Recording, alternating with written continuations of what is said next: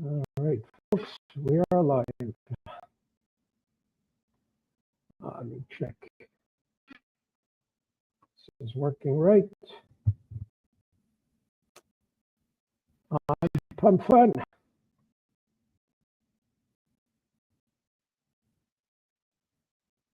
Oh, market cap went up by $7,000 today. Cool.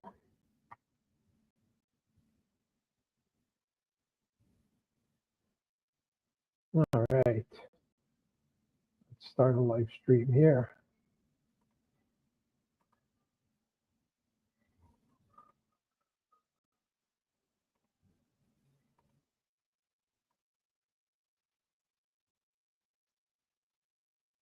Sorry, starting the live stream on a Pump Fun. Go live. All right, here it goes. Sorry, you configured this live streaming on StreamYard, but you also have to trigger them manually on a platform like Pump. Using the RTMP credentials is just not enough. Sorry about that. All right, I hope that my friend Steve is going to join me on this broadcast, or maybe my co-founder. There we go. We are live on Pump as well. Nice. Okay, very cool. So that's it. Thank you. I've been busy these last few days. Yeah, everybody in the group knows we are live. We have multiple channels. We're live on X, on YouTube Live, and also on Twitch, and on Pump Fun, obviously. So let me remind everybody of our links. There we go. So thank you very much for joining us. I figured that we'd give you an update on what's going on. There's been a lot of discussions within the group about the marketing efforts that we want to put in. So there's been a lot of brainstormings. I kind of changed the policy. I opened up the group to anybody that wanted to interject in there and make some marketing proposals. I even posted a video of myself scrolling through all of the proposals that I get daily, and I could get up to 200 private messages every day of people offering us various options, like posting for us on X, etc., to talk about Quest token or to promote the platform. Okay. So, oh yes, Steve wants the invitation link. Let me check. Yeah, I'm going to send it to you right now, Steve. That's pretty cool. If he wants to join us, we're going to have a conversation with a guest. Let me give it to him. There you go. Please join me. That'll be cool. Karen, I don't know if you're watching, but let me send it to you as well.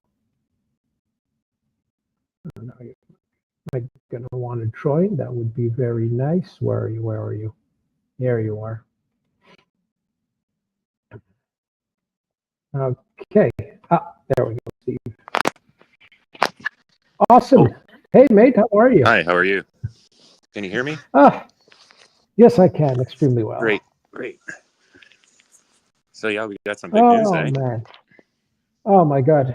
I have a lot of great news. There is some that I can share. There is some that I cannot share because it's part of our strategic plan. I'm just going to say that it would be a very big mistake not to hold Quest token before we make our move, because there are some very big things coming. Our people are very impatient, especially in the crypto world. They can't wait. They can't wait.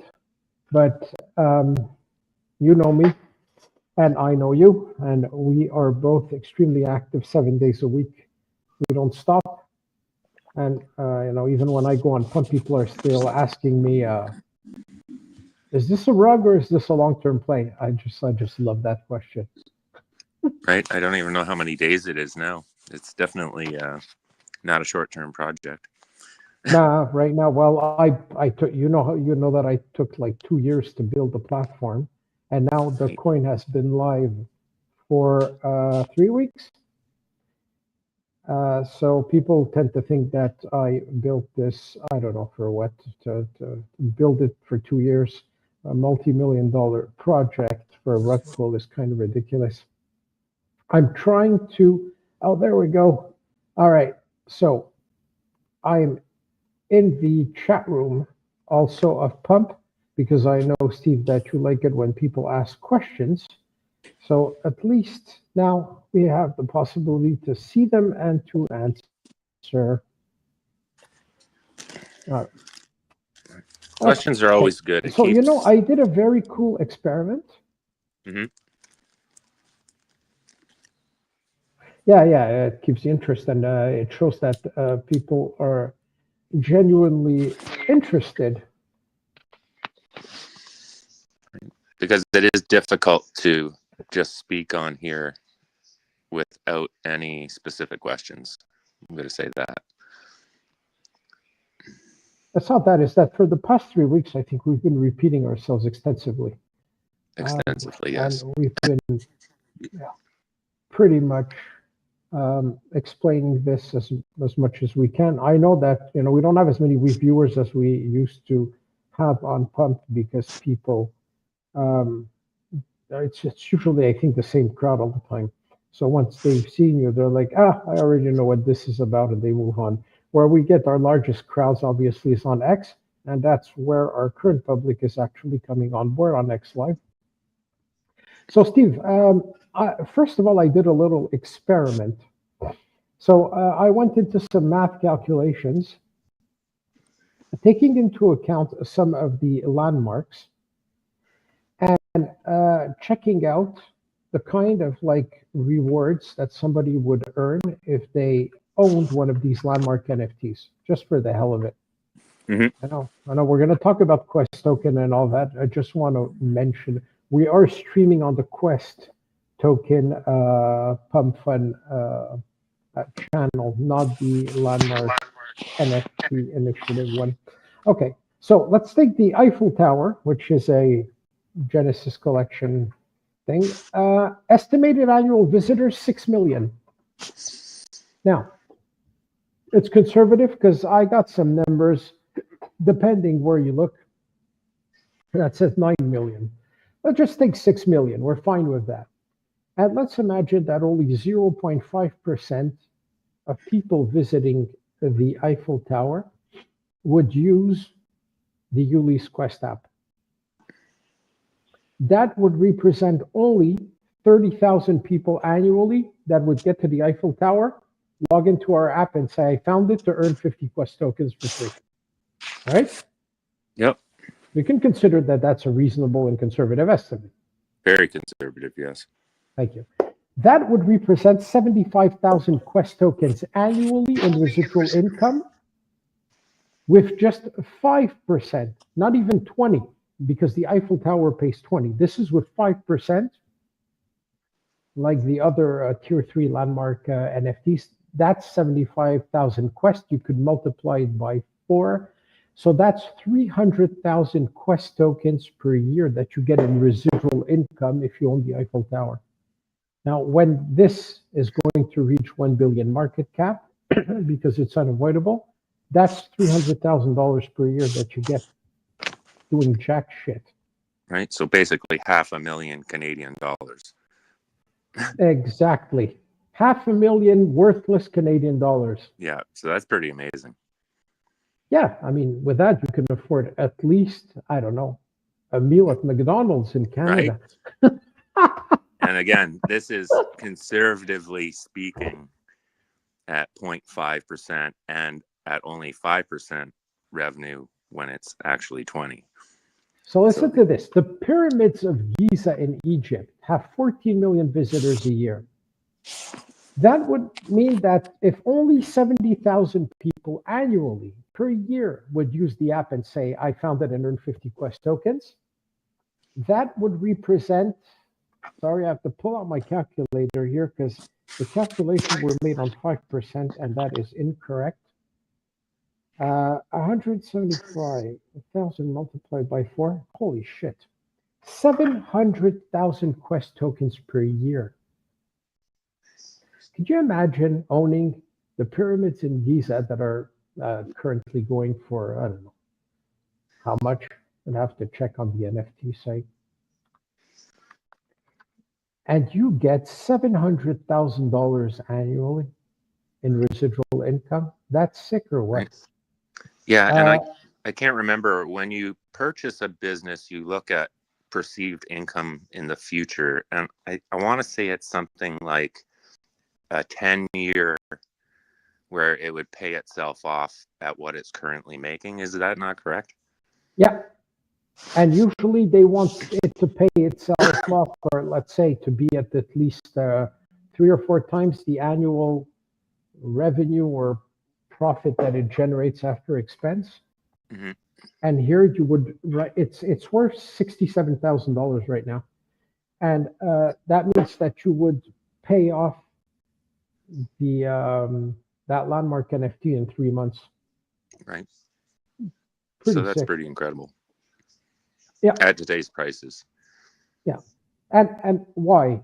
Well, because I can't price the NFTs right now at $1 million, but it's definitely what they're going to be worth once we have the user base. So crazy good opportunities with the NFTs. People are completely underestimated these landmark NFTs. Completely. Yeah. Again, usually we talk about speculators as being a bad thing, but with this real estate speculation, which is what a lot of people like to do, this is huge. Yeah, and we're being this generous right now because the company needs to raise the money, to be honest, because we're a startup, one hell of a powerful startup. So anyways, I think that at one point people are going to go crazy over these. There's nothing like it. There's absolutely nothing out there that actually pays you residual income like this, like unless you buy tokenized real estate in Dubai, which in the UAE they're actually doing. They created a $100 million new building, new tower, and they tokenized it. So you could buy a fraction of an apartment or a fraction of an office. It's insane. Right. There we go. Okay, back to our usual schedule programming. Just for somebody that's watching for the first time, or are we gonna explain it again? Well, there's 4 people watching, so Oh, really? yeah, well, we're doing it because this is recorded after and people could watch it on the replay. Yeah, I also watch it on the replay. Yeah, so I could throw a short recap. So Ulys Quest is the first ever travel to earn ecosystem, or explore to own when it comes to the NFTs. Basically, you visit a location, a landmark, one of the 103,173 landmarks that we have in our database across 197 countries. And once you arrive to that landmark, one of the landmarks, you confirm your presence on our app, and you instantly receive 50 Quest tokens as a reward straight to your Solana wallet. So visit, confirm, and earn. It's that simple. It's it's like a slot machine where you win all the time at every pull. And then for the NFT owners themselves collecting basically a tax, it's done automatically. They don't have to wait for it. They don't have to do anything really. It just goes straight to their account. Yeah, and the income is daily and it's constant. Every single time somebody clicks, I found it, you own that location where they're at, you receive automatically 10 Quest tokens in your wallet. It's just like a constant, endless jackpot of like tokens falling into your wallet nonstop. And minus the upkeep of actually owning the physical place itself. Yeah, not having to deal with tenants that don't pay their rent, not having to deal with a leaky roof, with cracks in the foundations. I don't know, with bad weather and storms and whatever that could damage your property. You don't have to redo the paint once every 5 years, etc., etc. You know what it's like, Steve? You own a farm. That's a lot of upkeep. Right. There you go. No, if I could just get the reward from it without actually doing anything, that would be pretty amazing. And that's basically what this is. Well, sell your farm and tokenize it. Yeah. Right. We'll turn it into a landmark NFT, and you'll get your commission every year for life. So again, that's the other great thing about these NFTs is it's endlessly adaptable with the ability to add special events. There's not going to be a time when this can't adapt to the market. Right. So we love to take the example of Oktoberfest because we like beer. So if you're at the Oktoberfest in Germany, that is an event that lasts a week. So for 1 week, you're in a special event and you can earn Quest tokens for being there. It could also apply to a marathon, like the New York Marathon. That could be like on the Brooklyn Bridge. It could be a special landmark event. We could talk about sports like the World Cup, the NHL Stanley Cup playoffs, or any other event that moves around or that recurs once a year. For example, the Grand Prix Formula One. We can follow the Grand Prix, and everywhere they are, it becomes a landmark for claiming Quest tokens as a reward. The platform is free to join and it's free to use. On top of that, it's your virtual tour guide. The AI in it will guide you and give you interesting information about the place you're visiting and will build you your Quest route as well. And all these places are guaranteed to be attended. There's never going to be a time where there are 0 people attending the Oktoberfest. So it's pretty much it's not a bet at all. It's a guaranteed success. Yeah, absolutely. So, I mean, people are quite shocked on, they don't understand why we actually launched this on Pump Fun. And what a utility token on such an incredible platform is doing on Pump Fun. So, yeah, that's.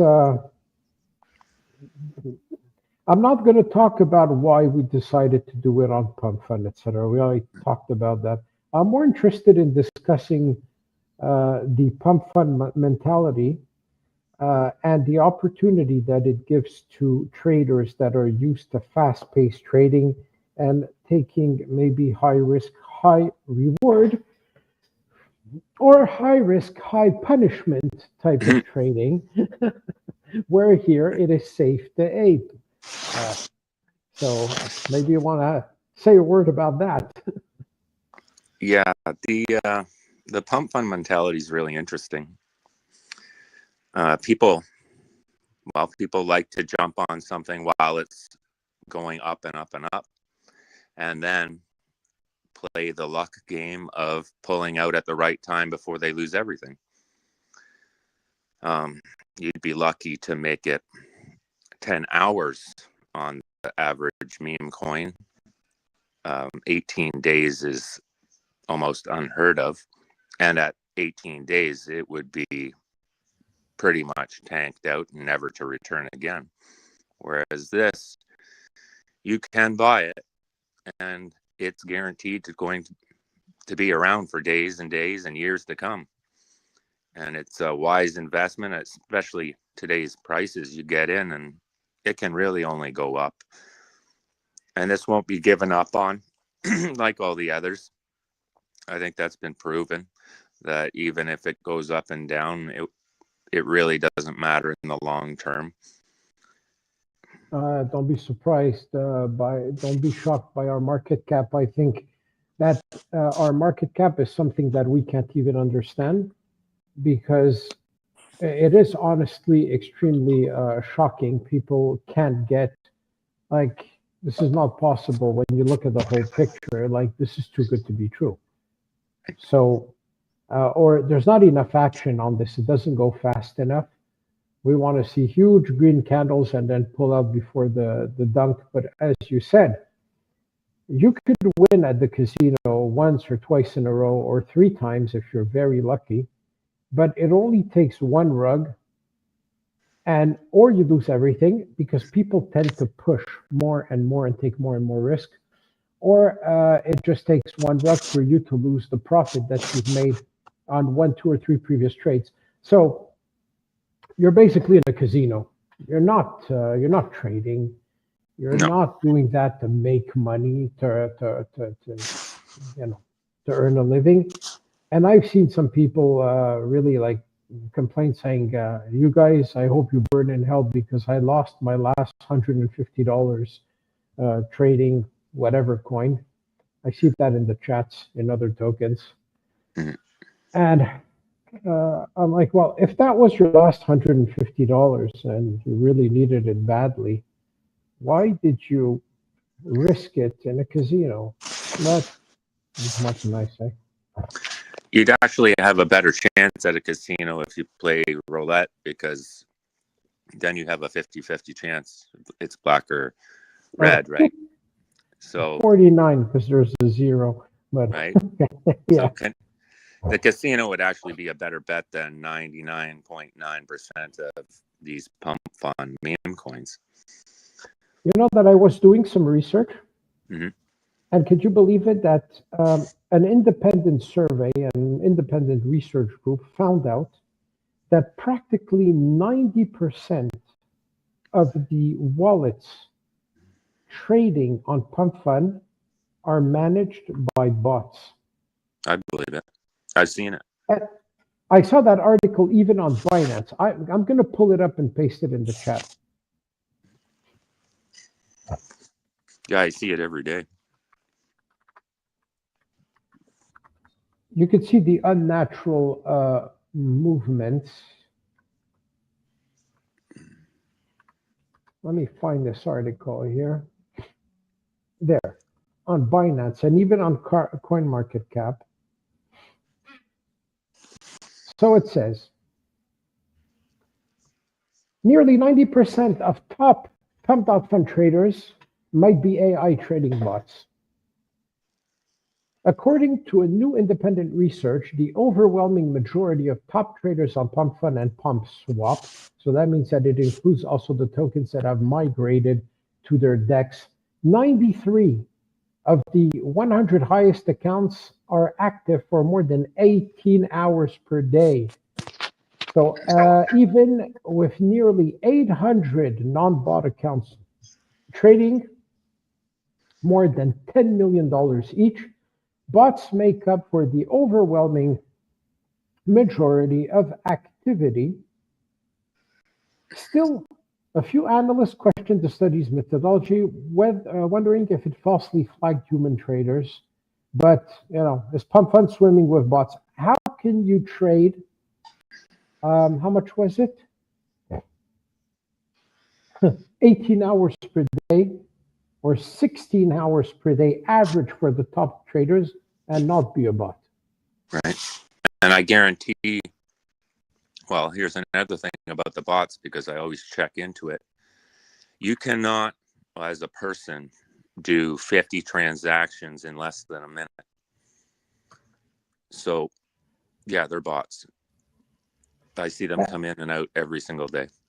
It's kind of funny, because people were complaining about our distribution, not understanding that we hold a large portion of the coin, because we're going to use it for the distribution of rewards when people use the platform, like giving away 50 Quest tokens per visit, which is nothing, and we hold millions of coins, and they're locked up and they're not going to be sold. But people say, oh, well, look at your bubble map and fix your distribution. But when they see these tokens ramping up, I saw a token yesterday. It's easy to check because you just type the name. It was called Israel. Israel with the Israeli flag. Mhm. I don't know who's behind it. And, you know, I have no political or otherwise comments. It was just called Israel. It's just a fact. And it attracted my attention because the market cap within like a few minutes shot up to over like $230,000. I looked at the holders, and 79.5% of the tokens were held by the creator account. So he spent like almost 180 grand to get there. When the token reached like 235,000, you just type Israel token on DEX and it'll come up. You'll see the chart. When it reached 230, he rugged it in one shot. So he made a quick $50,000 in less than half an hour, but he invested almost 200K, 180,000 or so. Plus he probably got something like 2 grand or 3 grand out of the, what do you call it, creator rewards. So not bad for an hour's work. But you buy into that, you can only be a victim. There's no way you could come out a winner of that. If you come a winner, you pull off a few bucks. These guys are all like taking you apart, man. And we are here on Pump Fund offering you a real legitimate coin with a sustained floor that we are holding up. And when some people actually dumped, we picked it up and protected our investors. And we have a lot of like great marketing stuff coming up. I don't want to go into all the details, not to give an unfair advantage to some speculators, because we have a lot of like the pump fund crowd that love to buy our token and they make it a sport now. Ours is so regular. We trade within a certain range. They sell at the top of the range. They buy at the bottom of the range. They do range trading with our coin, and they know that it's safe, that they're not going to get rugged. So I don't want to make any like major announcements on the strategies that we'll be employing, although we do discuss a lot of things openly on our Telegram group. But there's some important people behind me, the founder, and my co-founder, Karen, and people like Steve, who work as an ambassador for us and who have invested their time and money buying the coin, because he owns both. He owns Quest tokens, and he also invested in the landmark NFT initiative. Yeah, I don't know. I don't know what else to add. Right. I think it's very important with the given information that holding is your best option. And if you do the the day trading or minute to minute trading, yes, you can make $10 here, $10 there. Sure, if that's what you want to do. But realistically, the best thing is to buy now and hold, because it will go up. And at any moment, it's going to go up to a point where these day trading people are going to regret losing their spot. Yeah, so that's a question of trying to time the market. And we know that that's one of the worst strategies possible. You cannot time the market. You're just asking for a stroke of luck. You and I have observed many people that actually just buy the coin, hold for a few minutes, sometimes as little as 2 minutes, and sometimes as high as 2 hours, and then resell for a small loss. Yeah, they sell at a loss, and then you can see which coin they put it in next and lose it all. Exactly. Like it's so simple. Whereas if they just bought it and left it alone, they would end up far better off. But people want to do what they do. That all depends. Do you want to invest, or do you want to speculate, or do you want to gamble and have fun? So in that case, online gambling, I'm in Malta. I used to be chief technology officer for iGaming companies. You like the thrill of gambling. Why do you like the thrill of risking yourself with a rug pull? Right. Actually, I think gambling's a better bet. And if it's not a rug pull, well, If somebody rugs you, you're going to complain. Oh, it was a rug, blah, blah, blah. If the people don't rug you, you still sell for a very small profit because you have this mentality of buying and selling, and chasing it. So even when you have the opportunity to stick to a trade for the long term, why do you exit? I don't get the mentality behind it. No, it doesn't make any sense to me either. And at today's prices, like, again, this is an opportunity where you can get in on one of these major projects at an incredibly early age, like Microsoft in the garage kind of thing. So why wouldn't you, one, buy into it and then hold? Bitcoin didn't go up to what it is today in a day or two or a week. It took years, which really 14, paved the road actually. for this, because it's not going to take that amount of time. We're already there.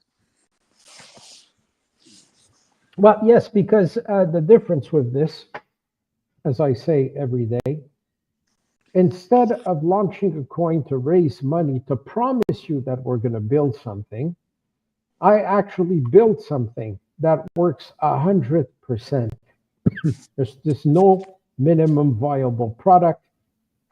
This is no site where you go and you go on different tabs or features and it says under development or coming soon. There's no such thing.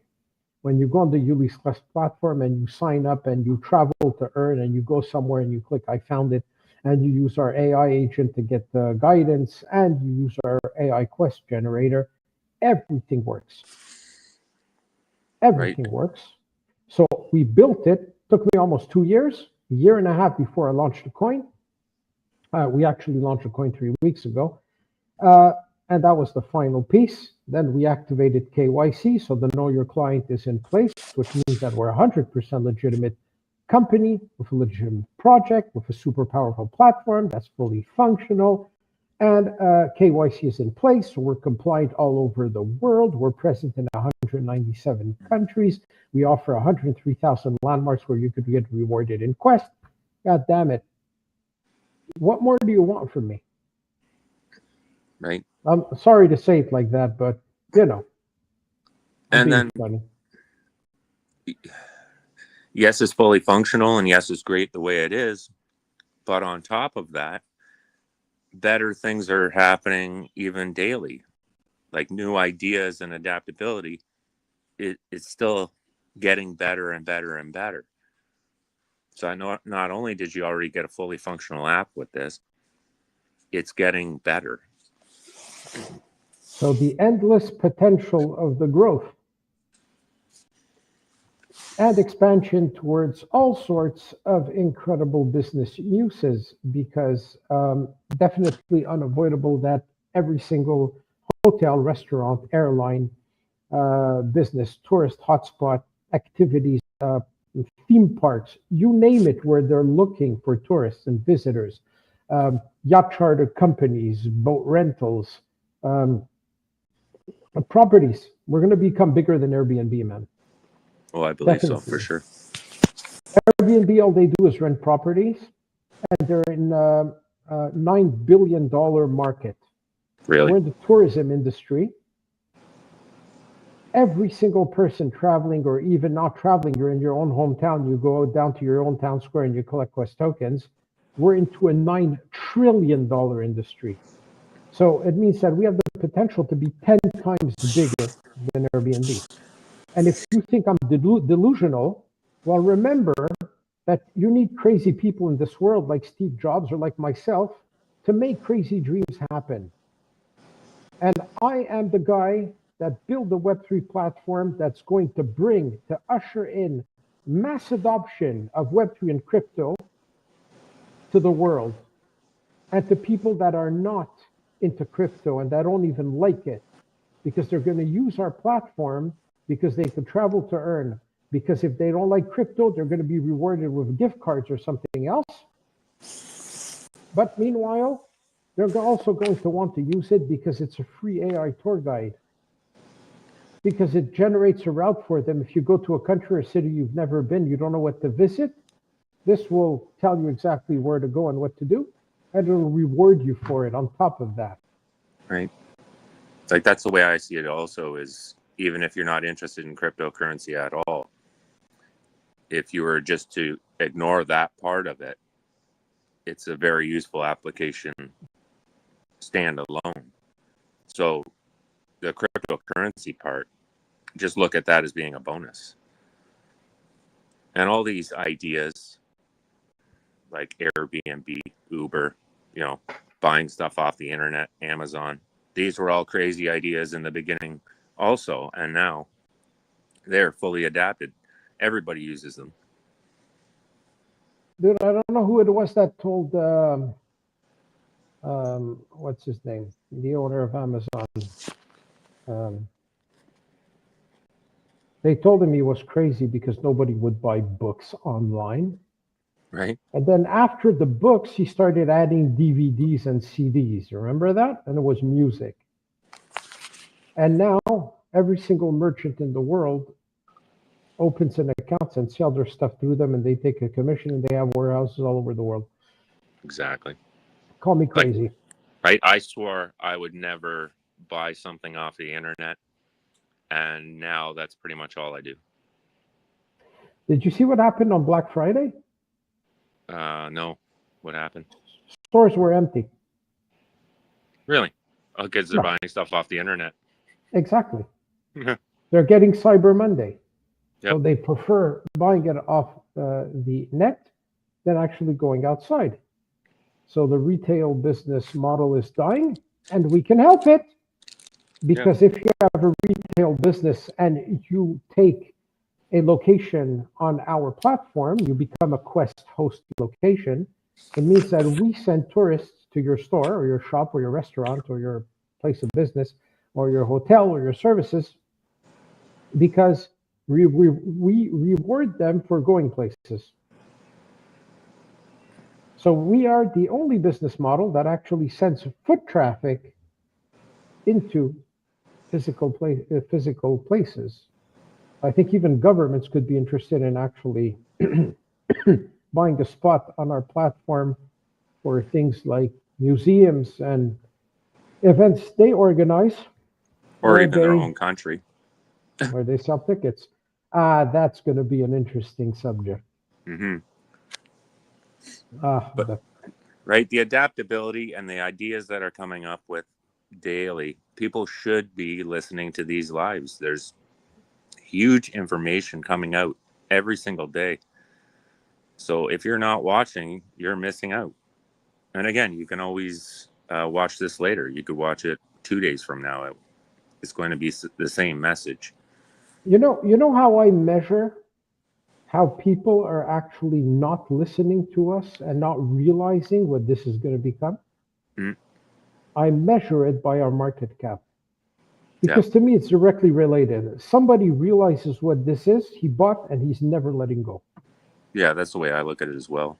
If you take a look at it, you can't deny what this is. So that just means they're not taking a look. That's why we have a small community. We're 434 members in our group. But man, the people who bought into this now, hardcore believers. Yeah, you couldn't tear it away from them. I don't think so. Now, of course, because they find this also exciting, they're really in a rush to see it implement some strong marketing strategies. But we're in a complex situation. Let's speak honestly about this right now. Mm-hmm. I launched these coins, the Quest token and the Landmark NFT Initiative token, on a pump fund. And obviously, it was the pump community, fast-paced, fast trading, high risk, high reward, big rug pull kind of thing. So our platform theoretically had nothing to do there. But because I did not want to create my own token, mint it, do a pre-sale, have these tokenomics where I start saying, okay, 15% for the team, 20% for the pre-sale, 15% for marketing, 5% for marketing and partnerships, this and that and the other. I said, hell, this goes public and that's it. I launched a coin on Pump Fund. I buy 5% myself. Mm-hmm. I put it in the reserve in a multi-sig wallet, and that's to pay out the 50 Quest tokens, and then the 95% to the public. Buy-in is practically you guys who own and run the company once you own those coins. And the kind of response, this is going to take some time. That was one of the first reactions I saw, and I was like, what the hell? Actually, I don't think Pump Fun is that bad, actually. Like, yes, there's bad coins on there, a lot. But when I first started doing this, and again, I haven't been doing it for very long, I was on Phantom and a few other ones. And when I finally found Pump Fun, I was pretty surprised because it gave a lot of information to somebody new like me. And it had live streams, it had creator rewards. There were a lot of good things about Pump Fun. So the site itself, I don't think is the problem. The problem is the 99% of these coins rug pull. That's the problem. Okay, so to stay to what was the point that I was trying to make here? Sorry, I kind of lost my way. I tend to get off subject, sidetracked sometimes. Because this community was initially built with the Pump Fund crowd, which means that everybody that's into the business of crypto, whether it's guys making stickers, guys creating or offering you services through their bots, channels promoting a shout out, guys on X that want to make a post for you on their X account because they have a certain number of followers and they consider themselves influencers or cults. Everybody's trying to make a living. I respect everybody. I don't have a problem with that. It's just that for us in the business that we are and where we're going, we're a legitimate, like we're going to become a legitimate big corporation. And that will probably end up being a publicly traded company. Well, right now, all this crowd is probably not exactly our target market. And we have to look to talk to a different kind of investor, maybe the kind of guy that usually invests in the stock market or bonds or whatever, and says, I'm going to buy and hold because this company is going to be worth, by some estimates, we could go as high as $10 billion in market cap or the valuation of the company. With 100 million people signed up to it, we're there. So yeah, that's a transition that we have to deal with. It's a unique opportunity for people in the Pump Fund community or the circles to understand that even a purchase of like $10 of our coin could yield them thousands in not too much time. So the transition is the hard part. Which has been occurring because the live streams are not only happening just on Pump Fund now. They're spread out to different platforms. Yeah, so right now we are live streaming currently on Twitch, on YouTube, on X Live, not on Spaces. Instagram sometimes, not tonight, because it's a pain in the butt. You have to enter the stream key every single time you stream there, and I don't have my team with me to manage the technical stuff, so I'm not streaming on Instagram today. And I'm also streaming on Pump Fun, although it's something that I think we're going to stop doing. We have a video there running 24/7, which is a 14-minute video that shows a complete demonstration of our platform, which is 100% fully functional. So this is the great part. You don't have to take our word for it that we built something cool. You could just go sign up, step outside, try it for yourselves, and confirm that we did not lie to you. So that's it. So now this transition, concerning our community and people that are eager to see us advance with marketing, we went through the experience of buying marketing through the traditional mediums, like paying calls, key opinion leaders, paying influencers, and buying all sorts of like services and channels and shout outs on Telegram, etc. And all we got is a pump and dump. I mean, our market cap shot up to $92.1 thousand all-time high, came back down, and every time there's a green candle, somebody sees the opportunity to cash in 0.001 solid profit, and he's super happy. And we're like, our market cap at 10,000, 15,000, 40,000, 80,000 is insignificant. It's irrelevant. At this stage, it should be just there for, and now it's accumulation phase. Anybody who has 2 brain cells, just accumulate. Just accumulate. I think if you watch, right? If you watch the demonstration video, then you will see what this is about, and you should not be buying and selling immediately. I think the people who are doing that, buying and then selling, 10 minutes later or 2 hours later, I don't think they watched the video, and I don't think they really looked into this, because if they did, they wouldn't do that. Clearly. Now, how do we address our own community that, as I say, are eager to see things come into play? We made a lot of tests. We literally burned thousands of dollars in marketing strategies. Mm-hmm. And we see the results. Look at the market cap. We're not happy with it. Now, ourselves buying it, we've propped up the coin up to 80,000. You saw it happen yourself, Steve, 2 times. We brought it up to 80K. What do people do? Even small account holders selling into that because they can't resist taking a 2x profit or a 3x profit or even a 10x profit. They can't resist it, maybe because they need the money desperately. That brings the market cap down way too much. And I mean, we could continue propping it up, but that creates another problem. Then we hold too much of the supply. Right. I mean, we could buy 100% of the supply and leave nothing to nobody. We could do that as well.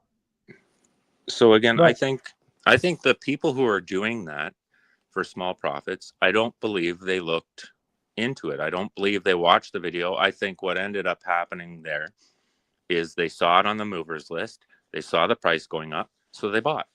And then, like every other coin on Pump Fund, when it went up, they sold, not looking into it.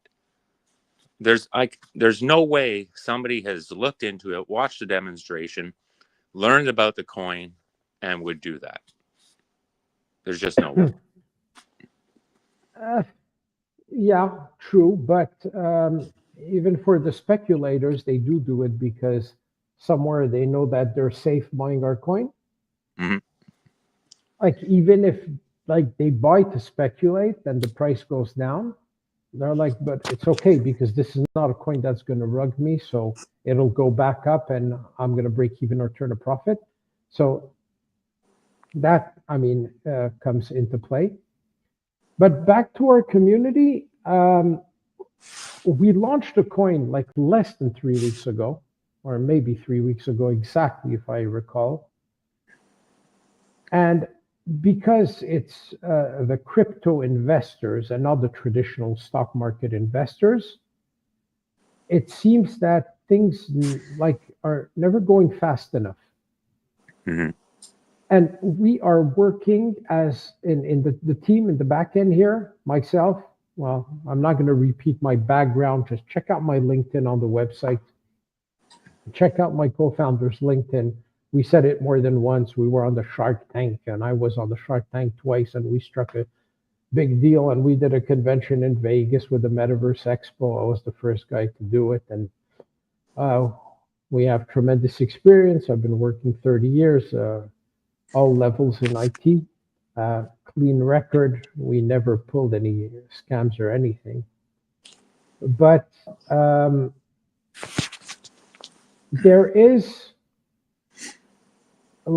still, because it's crypto and not a traditional trader, Mhm. the feeling that things are not moving fast enough.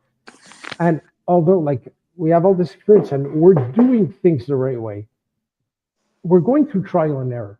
We tried the calls, we tried the bots, trading, volume, trending, this, that, and the other. We Everything that's like artificial, like the bots, people want to see some movement on the chart, or they say people think that it's dead. Well, honestly, to me, from an experience point of view, that means that they didn't take a look at the project behind it. If they're looking just at the chart and they're looking for movement to see that it's not dead, then they're not looking at the project. They're looking at a chart to see if they could speculate on it. So is that our kind of clientele? I would hope not. But yeah. What we really need is people just to, again, like, do the research, and then they'll see. It's so obvious. Once you look into it, it is so obvious that it's going to go way higher than times 10, or these people selling times 2 or whatever. All you have to do is just take a look, and then they'll hold. I have no doubt. But I believe these people aren't looking into it at all. I think it's a flyby, put some money down and hope for the best kind of thing, just like everything else. And when they see it not moving, they think it's, oh, you're not going to make $1 million in 10 minutes. Yeah, okay. Yeah. But Steve, how do you? Yeah, go ahead, please. yeah, I just, when things go up quickly, they tend to come down very quickly. Like, you can just look at any chart out there on all these coins that shot up in the beginning and then they're basically stagnant afterwards. This did the opposite. It built slowly from the beginning. And yes, it might go slowly for a while, but once it starts moving, it's going to move very quickly, I believe. And you saw what happened to Sahara. I posted it Yeah. actually in our group. So Scary. Sahara had a stagnant price for like months. And it's an Sahara AI backed by a lot of like major companies who injected millions of dollars into it. And they had a vesting schedule with token unlocks, a bit like absolutely every big company does. And they released something like 1.3% of the supply just 2 days ago. And it took a dunk, like 40% down, one red candle. So Yeah. people did the vesting, they get their interest, and instead of holding on to it because Sahara AI has the potential of being a great company with artificial intelligence, they said, well, this is free coins that I got from the vesting, it's the interest, might as well sell it. And they're selling for peanuts. They dumped everything. Yep. No, that hammered down. I saw that and I was like, whoa, there's going to be Yeah, some and you're upset talking people. about a legitimate company behind this, huh? Backed Right. by some solid venture capital firms, etc. So, like, So that's something that can't happen here, which people should appreciate. yeah, because we didn't mint our own token, so we don't control the distribution. We didn't do a massive airdrop to millions of wallets that can all dump once token launched and cash in and create a huge hole. And we control most of the supply. And on the contrary, that protects everybody. So uh, although people complain about it in 1 week, 2 weeks, now we're 3 weeks. Well, wait until it's 3 months and then 3 years. And then finally people will say, oh, they didn't sell their supply. Maybe it would be a good idea. And by the way, notwithstanding, we've passed 1,100 holders right now. So our holder base is increasing steady.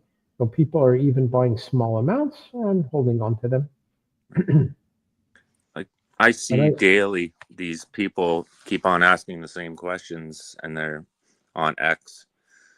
What's a legitimate project? What won't get rug pulled? What can I put my money in and make times 100, times 1,000, all these questions. It's always the same. And I try to tell them, but I think it's something that everybody wants, but nobody's listening. This is literally it. I've observed another phenomenon by looking at what's happening in our group, and also because we went through like all the channels like Major Bot, major announcements, and the part of the Major Buy Bot group, etc. And there's a tremendous amount of people in there, hundreds of thousands of people following this. Mm-hmm. Most of them all wanting to work in the crypto sphere, so offering their services, raiders, shillers, this, that, and the other. But these people, when, for example, I posted on the major announcement group, they have, I think, 65,000 followers. Then we saw in one shot, within half an hour, a huge influx of people that joined the group. Remember that moment? It went crazy. Yeah. And all of them started right away with, let's fucking go and to the moon and all that bullshit. And I'm looking at that and I'm like, these guys just stepped into the project. They know nothing about our company. They don't know what we do. They don't know at all what it's about. And they say that because they probably think that it's just like any meme coin. It works on hype. Yeah. No, but that's we my don't favorite need part. hype. We're fucking solid, man. We don't need any hype at all. That's my favorite part, when I get a message being like, oh, I really want to work with you. This is a great project, blah, blah. Now, can you send me the information about it? And it's like, are you kidding me? Yeah, exactly.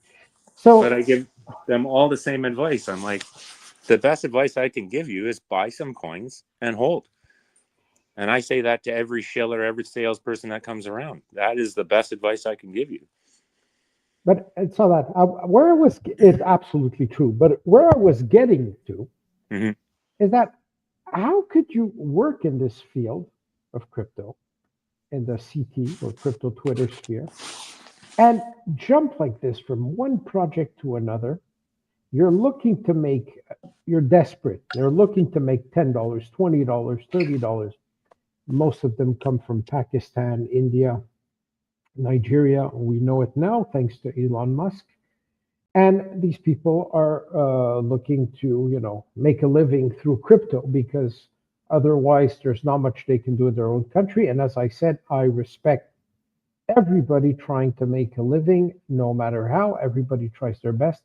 But at some point, when you're jumping from one group to the other and you're not even looking at what the project is about, and you're just going in there and right away to the moon and this and that, like, aren't they getting like tired of it? Aren't they? Won't you like get fed up? Don't you see that this is something that is, the hype is not working anymore? People are not falling for it anymore. Hyping a project just and making it work with hype, it worked at the beginning with the first meme coins, but it's over. Even Pengu, that is actually talked about on every single channel feed. I think they bought every single influencer account or call account out there. Look at their market cap. Look at their coin.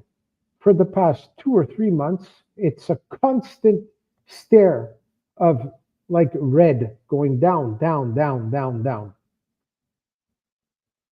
You think they're going to recover because they're going to sell their plush in the supermarkets? Or so this meme coin mentality and let's do everything on hype and there's no substance behind it, not going to work.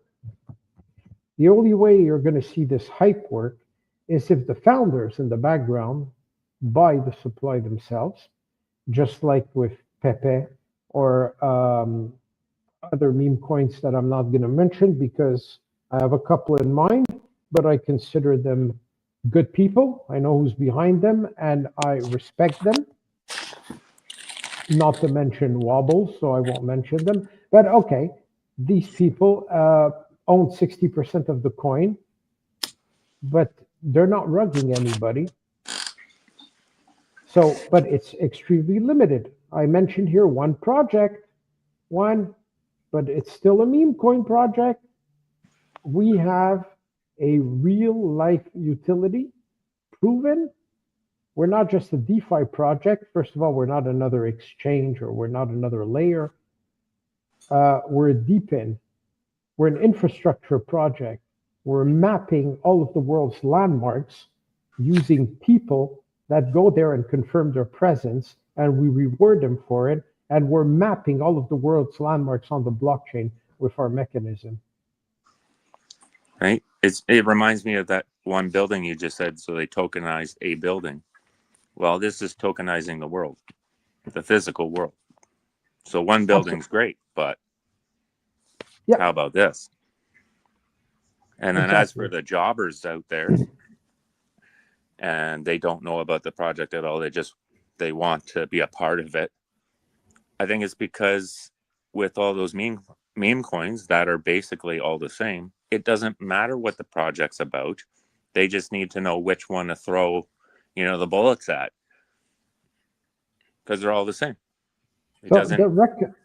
The recommendation that I get most of the time now, no matter who I'm having this conversation, and I'll be honest, I love having conversations with AI. Just the brainstorm. I love using Gemini. Great conversationalist, Gemini. When I want something really, really, like I use the deep research function, I use Claude Sonnet. I use like practically all the AIs, and I have conversations with them about this. And then I talk to people, of course.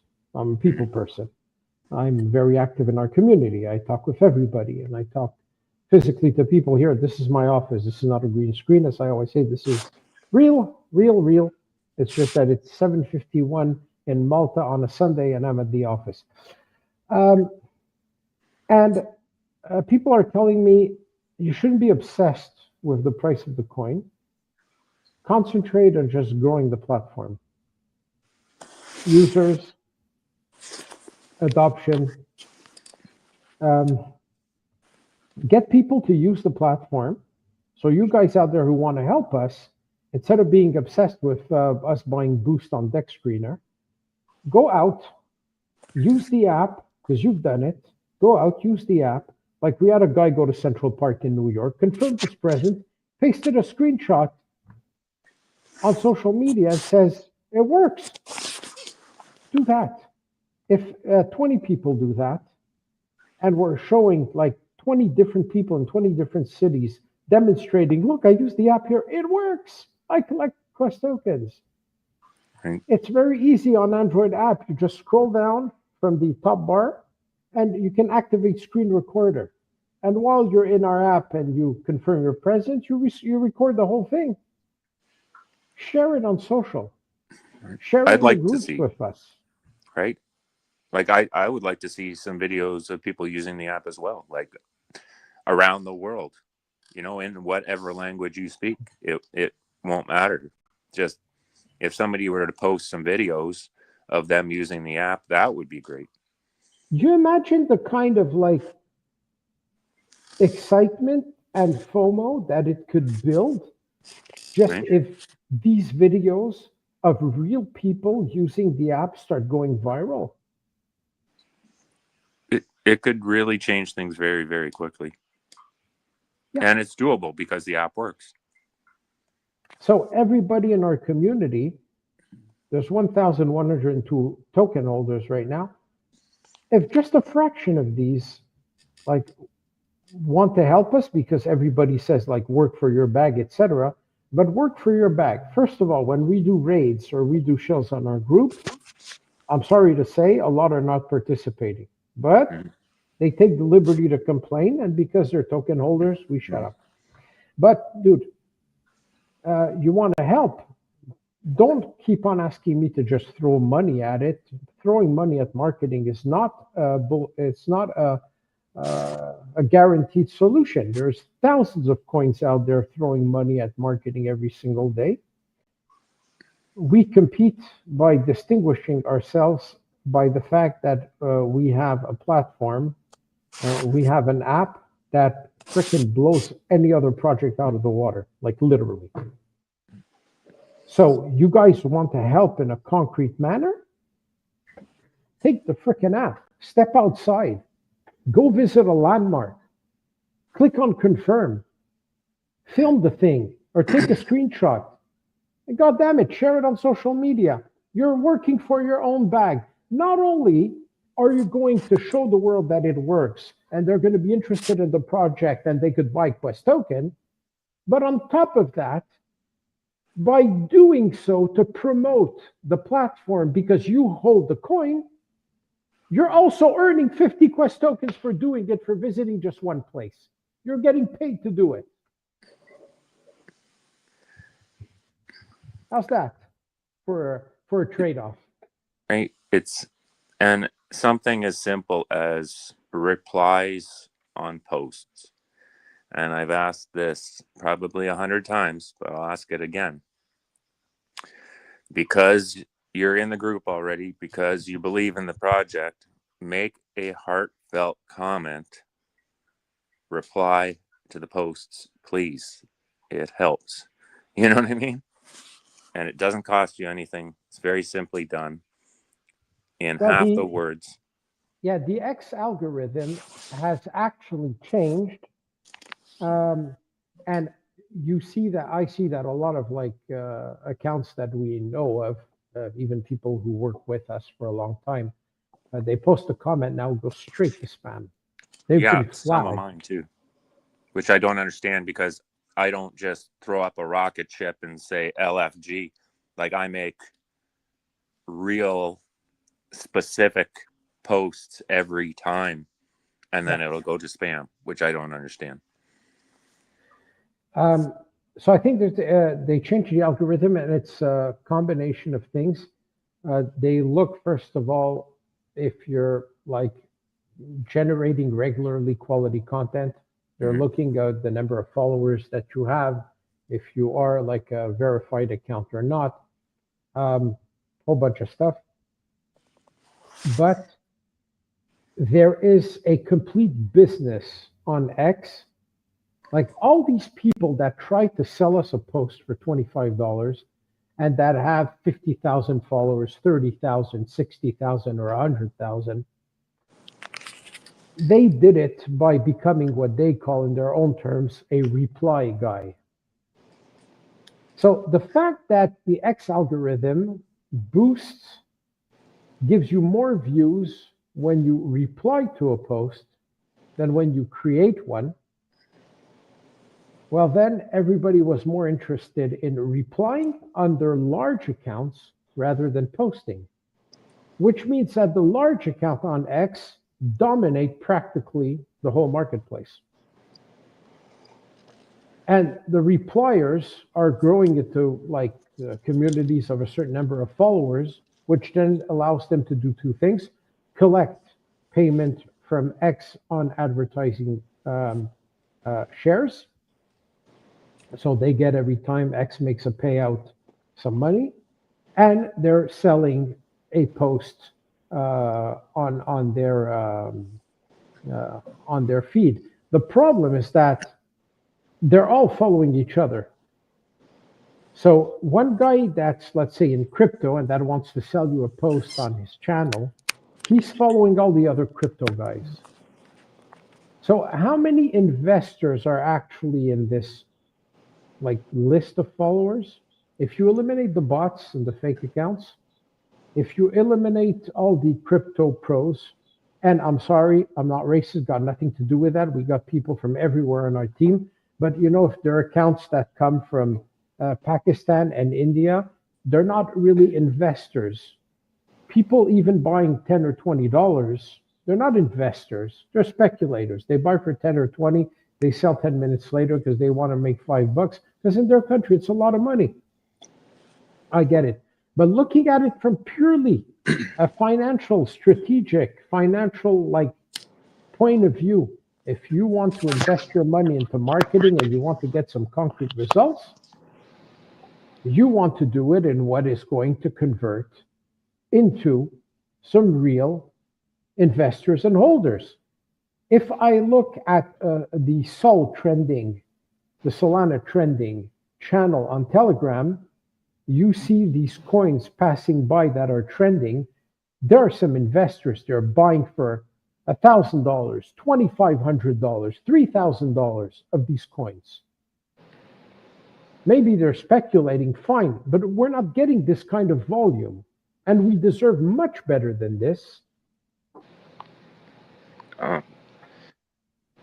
The other thing that just doesn't make any sense about these salespeople is if you're such a good salesperson and you're guaranteeing 100,000 or 200,000 market cap by you paying them, would you not buy some coins first? Right? Well, they don't do it because they know that their traffic is garbage. Well, of course they do. Otherwise, it's a no-brainer. Yeah. We hired 6 calls. We paid them hundreds of dollars for a pin post for 48 hours. What was the end result? They didn't buy any coins. We didn't see any movement on the chart when we struck that deal with them. You would have thought, wow, these 6 calls are going to make a post. They're all going to buy a bag. They didn't. No, the only post so far that made any difference was in the beginning when somebody made a heartfelt comment because they had purchased the coin themselves and was impressed with the platform, and then that blew up. Yeah, and that person did it during a live, and we didn't pay that person to do that. They said, I bought $200 of Quest, and I'm just going to forget about it because that project looks truly amazing. That person had 83,000 followers, and man, did they rush into our group, and our market cap, boom, shot up. After days of waiting. Yeah. And then it was instant. Yeah. So why am I saying all this? Number one, I'm not criticizing anybody's business model. I respect it all. It's fine. Maybe it doesn't work for us. Maybe for a meme coin it works better. I have no issues with the way anybody is running their business. I respect the key opinion leaders when they do an honest job. They build their following, millions of people, and they post to promote projects. Fine. They're not making any false promises. They're not lying. Some of them are into organized rug pulls. That's a completely different story. I'm not talking about these people. But the subject matter here is about us. It's about Quest. It's about Ulys Quest. It's about where we want to take this coin. It's about the fact that our community is concerned about marketing. And it's about the fact that I'm trying to relay here that I have tremendous experience with all this. When somebody utters their first 3 words, I know already where they're going. I know if they're trying to sell me something and what it's going to be. And I've dealt with these people on X, and I paid a whole bunch of influencers. So when I say that's not going to work and people get frustrated, but do something, it's better than doing nothing, the market cap's going down. I'm like, first of all, market cap going down is irrelevant considering where we're going, which is unavoidable. So just buy and frickin' hold, and don't FUD the project. Don't shoot yourself in the foot. Yeah, that would make sense. I'm not going to mention names, but you know who I'm thinking of. Yes, I do. There you go. All right. Yeah, so, I've been around long enough to see it all. You guys know that Frank is behind me. You saw the post he did on the group yesterday. I pinned it. Right. He told you guys, every single one of you who puts down $1 for marketing, I'll match it. You put 5,000, I'll put 5,000. We'll take 10,000 and we'll do something. Very generous. Who did it? We raised $89 in the multi-sig wallet with our community. So even our community, we don't have the buyers that have the firepower to really do much. So it's a question of the target audience, because we're reaching thousands of people. I see it in the traffic that we have on our websites, on our channels, etc. We're everywhere, from TikTok to Instagram to Facebook to you name it, we're there. Two coins on Pump Fund. One migrated, the Quest token migrated, but it's now sitting at a market cap of 37,000. And the Landmark NFT initiative, which people are completely underestimating, sitting at a stupid market cap of $5,000, but this is going to skyrocket because we are going to sell first 10,000 NFTs right now for the landmarks that are going to yield 5% rewards for every visit. Yeah, 5,600, the market cap. LNI, Landmark NFT Initiative Token. I'll paste the contract address here in the chat. People want to see that one too. That's the contract of LNI. And let me paste the contract of Quest so you can see both. So that market cap is going to explode as well. What's cool is that you buy an NFT, it's going to give you 5% interest for life for every Quest token earned in play by people visiting landmarks, or the one that you own.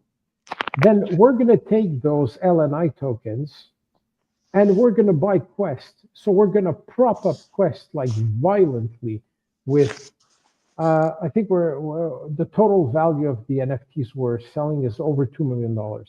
So imagine a $2 million injection just in Quest, and the market cap sitting at 37,000. If you don't buy like for $10 now and forget about it, and you're watching this, so now we told you, you're going to be banging your head against the wall when you're going to look at that chart in a long time. Have we done a video fully explaining the LIN? LNI, yeah, LNI, Landmark NFT Initiative. Yeah, no, hard to grasp. How, like, the importance of it and how it was basically always a plan. It just came out earlier than expected. Yes, absolutely. And people were wondering why. Why two coins? Well, it's very complicated. First of all, our platform runs entirely on smart contracts. There's 6 of them in the background. So it handles one coin, the Quest token. If I had to integrate the Quest token in the Landmark NFT project for NFT trading as well, it would complicate things dramatically and have some very complicated effects. Second, there's a regulatory problem that people do not see, and we have to think about everything. We are not selling securities or investment products. We have a Quest token. We reward players. People buying and selling Quest on the decentralized exchange, it's not us. We're not custodian of your tokens, and we're not selling an investment product because it's not a coin that we minted, that we're selling, that we're distributing. So we have no issues with MiCA because we're in the European Union. I'm located in Malta, right under Italy.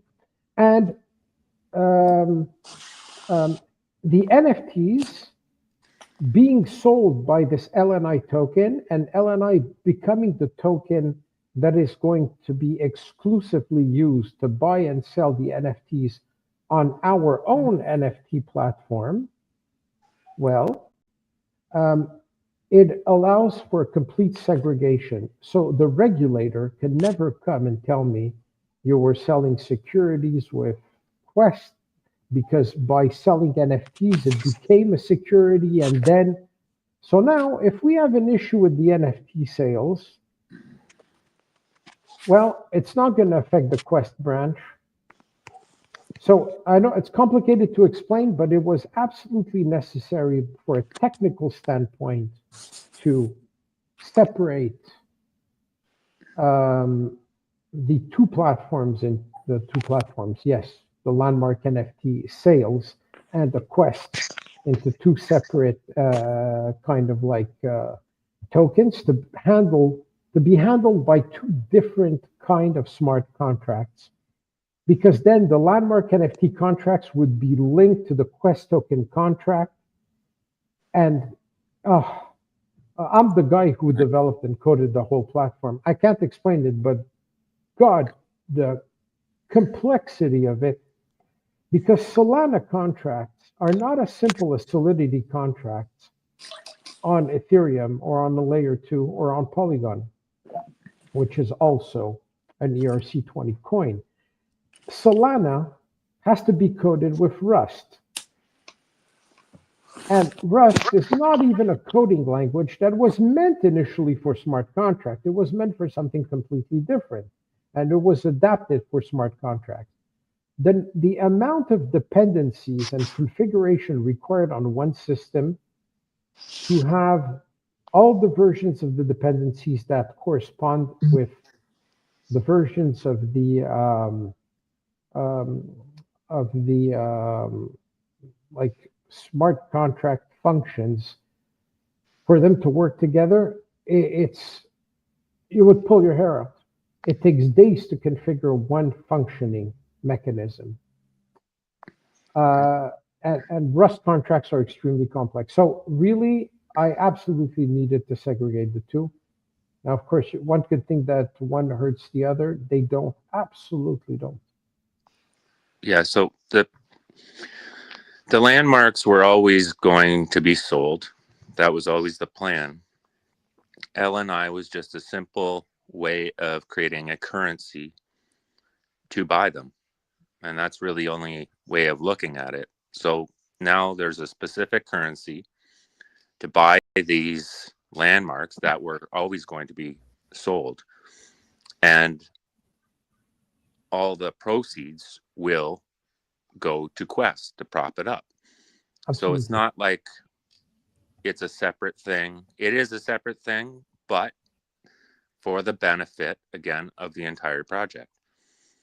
So now, because we're selling 10,000 NFTs now, and we're selling 90,000 more backing that up afterwards, the price of LNI is going to shoot up. And it's an opportunity. Okay, you guys are on Pump Fund. You want to speculate. You buy LNI now at a market cap of 5,000. Just the first 10,000 NFTs are going to fetch $250,000. $250,000 injected in LNI will send the price shooting up. But people see LNI sitting at 5,000 and say, it's a dead token. I put a line there. Don't dismiss this coin. It's not a meme coin. You got this all wrong. Yeah. So let it sit there at that market cap. It doesn't matter. It's just another opportunity that people are not seeing. Yeah, it's another coin that's not going to go away. And at that market cap, like, how could you not want it? I'll just say it again.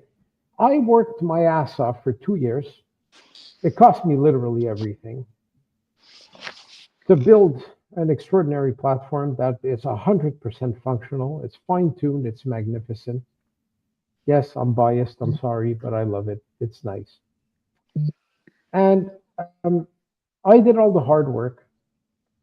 And I minted a token in which I don't hold a huge amount of the supply, 5% that we reserve to pay for player rewards. And I want my company to become a legitimate multi-billion-dollar company and go public. I gave this coin basically to you guys, the public, giving you the opportunity to literally make a freaking fortune off of my hard work. It reminds me of to me, it's something that would ordinarily go to something like the Shark Tank, where one or two people would buy in and pretty much own everything. And yet now the people are basically the sharks and able to buy in whatever they want. So, I mean, I was on the Shark Tank twice.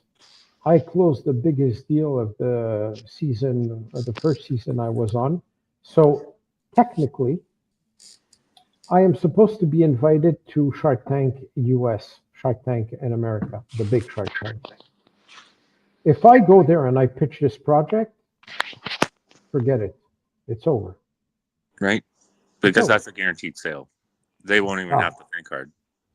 Dude, I can't fail this. And I was on the Shark Tank with my co-founder, Karen, where we closed that deal for the Jigsaw Puzzle International Convention and the first ever Metaverse Expo that we did in Las Vegas in 2022. So just recently, we're a killer team, and she's going to be with me there at Shark Tank US. There's no way we're not closing the deal. Yeah. No, I see that going, well, so then right now saying that, people will have the opportunity still to buy in, especially at an incredibly low price before that occurs.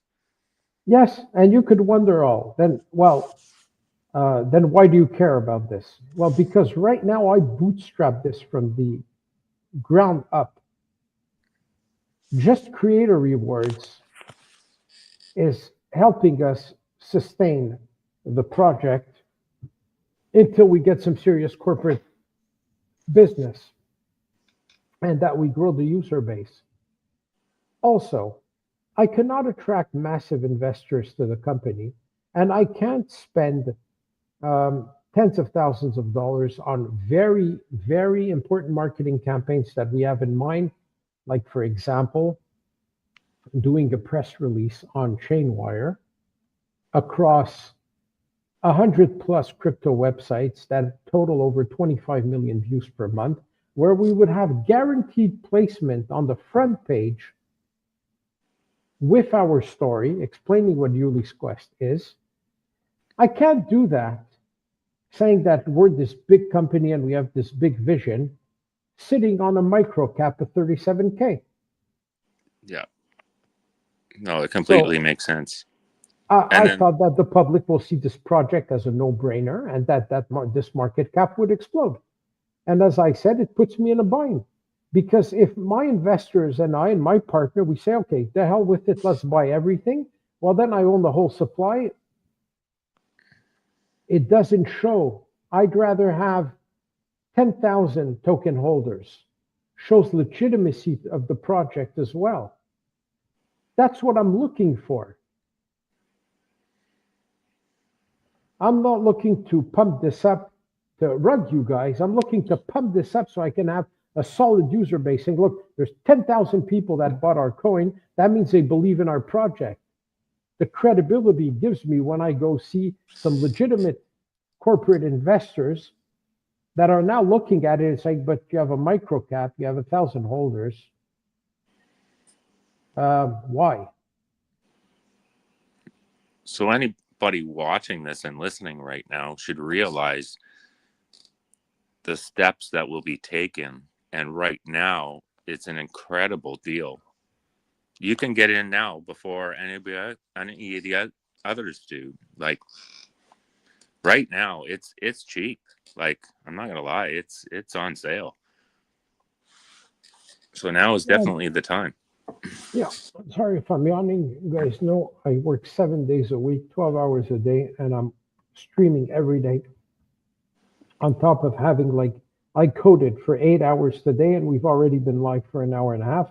We're at 9 hours and a half today of work already for me, and it's 8:20 p.m. And instead of being home with my wife and son, I'm here in the office talking to you. So, guys, I would like it if the Pump Fund community watching right now on Pump, ape in, please. Right. What Because I'm risk are telling you right taking? now, You like, know, I'm not going to rug you. I cannot rug you. We just explained to you that this is not the kind of project or the kind of situation we're in where we have any interest of rugging you for $2,000, $3,000, $4,000. We're way beyond that. We've been here doing this for 3 weeks already. At what point will you guys stop looking at the bubble map and saying, oh, but look at your distribution? Guys, we're not a meme coin. Look at the project. Get that out of your head. There's a reason for this. And believe it or not, it's in your own interest. Right? Like if I don't have it right now, but if I come into some money and there's a market cap that's at all reasonable, really, so anything under $1 million, I'm going to buy a large percentage and then I'll lock it. Steve is not paid by us. He's an investor like everybody else. Steve is a farmer. You know that farmers work extremely hard. We thank him very much. It's because of people like him that we eat, that we have some good food on the table. Thank you for that. And he's taking his hard-earned money and he invested it in both our coins because he believes in the team. And on top of that, he's spending countless hours every day on our Telegram group, being our ambassador, and convincing people to join in, telling people to buy, writing extensive posts on X, explaining the value of the project by giving quality replies and not just, let's fucking go. Please show us some love. I'm really tired. Honestly, I'm really tired. I need you guys to help out here. How much, I don't know, how much more safety, security guarantees. We discussed this more than once, my co-founder, Steve, and I, and publicly, we've had this debate. Find me one single negative aspect of Ulys Quest, of the platform, of anything. Find one. There isn't one single person that came up and said, but this is a black spot because of this. We didn't even have any criticism saying that, well, you know, that function, you could improve it. So, yeah. And I don't know. I wouldn't tell my friends and family or try to tell all these people on X or whatever platform that this was great if I didn't truly believe in it myself. Like, I'm not a salesperson. I don't just, run around saying good things and hoping people will buy. No, I'm trying to help people because I know there's people out there like me that have very little and could really use this because and you don't have to put $1,000 down. One guy bought $50 and he was like, oh, it's not very much. And it's like, you know what that $50 will be? Like, you'll be glad you did. I'll give you one example exactly 5 minutes ago, because I have the blockchain right here. 5 minutes ago, somebody sold for $19.56 of the token. He sold 534,500 quests for 0.1413 Solana. Less than 0.15 Solana. These 534,000 coins, when we're going to reach a market cap of $1 billion because it's unavailable, that would be worth $500,000. And it was worth $19.56. The guy just threw it away. Now, if I track his wallet, he probably put those $20 in a meme coin, and he probably got already rugged. Yep. That was 6 minutes ago. It's enough. I could track his wallet, and we usually do that. We do that, and we put the screenshot in our Telegram group and laugh about it. Right. Usually just out of curiosity's sake. Like, the guy bought for $42, sold for $42, and made a P&L of negative 22 cents. Perfect.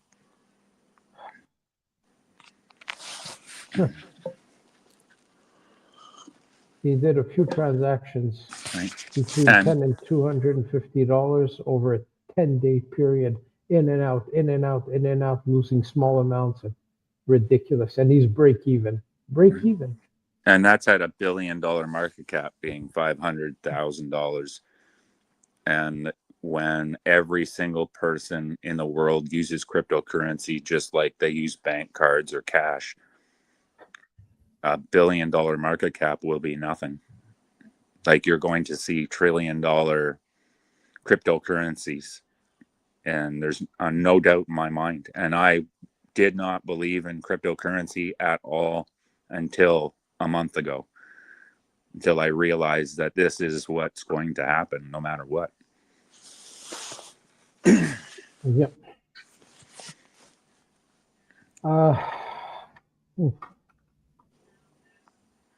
So the thing is, Steve, we're doing these live sessions every day, and we're explaining this again and again for 3 hours, 4 hours. We're investing a large amount of time, and then we finish here, and we go on the Telegram group, and we're chatting with our community. Is it worth it? In my mind, yes. And only because I know there's somebody out there like me that could really use it. You know, that's really what it comes down to is, yes, we need a lot of people, but really it's just going to take one person, like the one guy who mentioned it in the beginning. And then this is going to go up and not come down.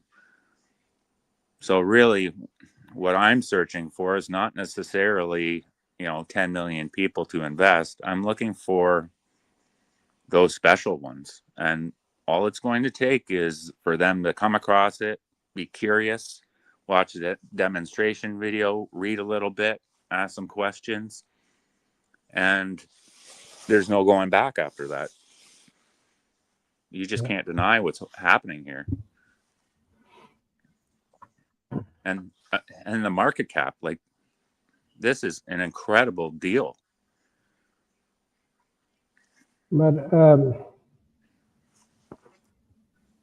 already when if I disappear for just a few hours because I need to get some sleep, people are panicking. The dev is gone. Like, that's hysterical. Like I'm alone in this project. Well, I'm not alone. Well, and can you stay up for 3 weeks straight? Like, how would you be then? I'm yawning on screen nonstop. Right? I'm doing it. Like, people sleep. Like, human beings sleep. The only way of doing it is with a bunch of bots that seem like you. And is that what people really want? Would you like to talk to a bot? Worse than that, would you like to see our token be artificially traded by a bot just to give the impression that there's activity on the coin, that it's not dead, like 90% of the tokens on the internet are doing? Or do you want for people to look and say, whoa, this is a legitimate project, there's an active community, the founders are reachable, anybody could call me, talk to me, chat directly with me. Everybody knows that, they have direct access to the guy that built this thing. And say, well, at least I got the time of day. I know exactly what's going on. This is the real price. There's no manipulation behind it. And there's live current news. There's, like, if you watch the videos, you can see things that should be making a huge impact and will eventually, once the user base is here, that every time big news comes out, the price is going to shoot up. So you could have that chance. Where else are there live feeds that talk about anything of importance? Usually it's just about a meme coin and let's pump this. So these landmarks, the 10,000 landmarks that people can purchase, they're actually quite significant. For example, I asked, because there's a top 100, and Ulys, Ayers Rock in Australia, that is not one of the top 100, surprisingly. Mm-hmm. So somebody could purchase that. And we all know it. We all know the spot. So wouldn't you enjoy owning something like that? And again, on sale? You can actually enjoy owning a landmark of a place that where you have like your fond childhood memories. For example, when I was a kid, with my parents and my cousins and my aunts and uncles, we would take the car from Montreal, because I'm Canadian originally, and we would drive down to Ogunquit, and we would go on the boardwalk. Fond memories of the boardwalk in Ogunquit. Like everybody could own that spot, the spot. Exactly. And I've messaged this literally on the replies of these posts, and I've said, I'm sure every single person has a memory of when they were a kid and they went somewhere with their family. Would And it not be interesting? I'm not just tokenizing the spot of your fondest memory. I'm turning it into a revenue generator for you for life. Not under the form where you bought an NFT and it's a nice picture and you'll resell it. No, no, no, no, no. Right. You're getting in-play rewards from everybody in Ogunquit or wherever landmark that you love, goes there and confirms his presence in the app, and you get 5% commission for life. When it's the tier one landmark NFTs like the Eiffel Tower, Colosseum in Rome, Hagia Sophia in Turkey, the Statue of Liberty in New York, when you get a tier one where there's like 6, 7, 8, 10 million visitors annually, the Vatican, 19 million people a year, you get 20% commission on every visit. That's hundreds of thousands of dollars in annual passive income, not tens of thousands, hundreds of thousands. I got the math right here. I pulled it up. I gave concrete examples. I'll just give one once again. Sagrada Familia in Spain, or here, people know more maybe the Burj Khalifa in Dubai, that beautiful building. 1.5 million annual visitors.